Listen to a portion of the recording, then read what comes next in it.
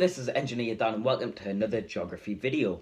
Today we're going to be looking at our next topic on rivers. We're going to also be looking at erosion and transportation in rivers. So the main points that hopefully you take away by the end of this video is river channels and how they differentiate depending on which course they're in. River profiles, what they are. The 4 types of erosion, the 4 types of transportation, and then maybe deposition. So looking over here at this diagram, there is 3 courses of a river. The upper course, the middle course, and the lower course. The upper course is where the source of the river is, the furthest away from the sea. Now, this is normally in mountainous regions or steeper regions, meaning the river is steep itself, it has a high gradient, and lots and lots of vertical erosion happens in the upper course. The medium course, in the upper courses, rivers are super duper thin. The medium course, the river starts widening and starts to get slightly deeper. The lower course, on the other hand, is practically flat. It has a very, very gentle gradient. It's very wide as well, because of lots of lateral erosion. Now, this is the cross section of the lower course, and as you see, it is, well, it's canny deep and canny wide.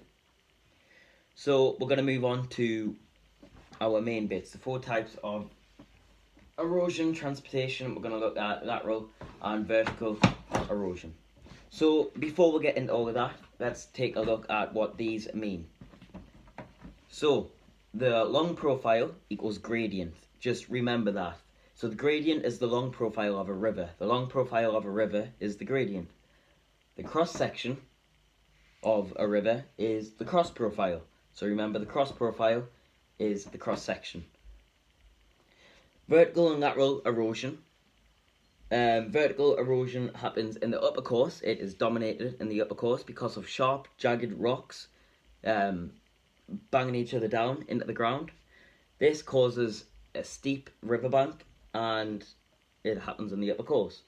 Lateral erosion, however, is the opposite. This is when a river expands laterally, so it widens. This gets dominated in the medium and lower course, and this happens because of meanders. Now we'll get onto that in another video. Now moving on to erosion, the 4 types. This is where you're going to have to be listening in because they all sound the same to me. So the 4 types of erosion are hydraulic action, abrasion, attrition, solution. So remember, hydraulic action, abrasion, attrition, solution. I remember it as HAS, like the F1 team, but other people, that mnemonic won't work for many people. But hydraulic action is when the waves slam against the cliff wall. It jams itself into cracks. It jams itself and air into cracks, and then them cracks start to give way and expand into holes, into caves, and eventually stacks. So just remember, hydraulic action is the like feistiest. It's like the alpha B particle of erosion. It's like the bowling ball. It's low penetrative. I can never say that word. I mean, I can't get far. However, over time, it will slowly wear the cliff down. Abrasion is when little rocks hit against the river channel wall. This causes even more rocks to come off. So it's like chucking a rock off another wall, and then you'll see that smaller particles gets produced. Attrition is the smaller particles of abrasion. So abrasion hits the channel wall, produces smaller rocks. These smaller rocks hit each other. This causes even more smaller particles. So these 2 are linked, I would say. Abrasion is the most common form of erosion as well. Remember that. So abrasion, you chuck a rock off a wall, smaller rocks are going to fall.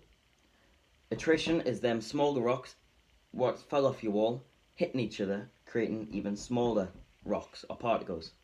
Solution is to do, is to do with acids and stuff. So acid rain.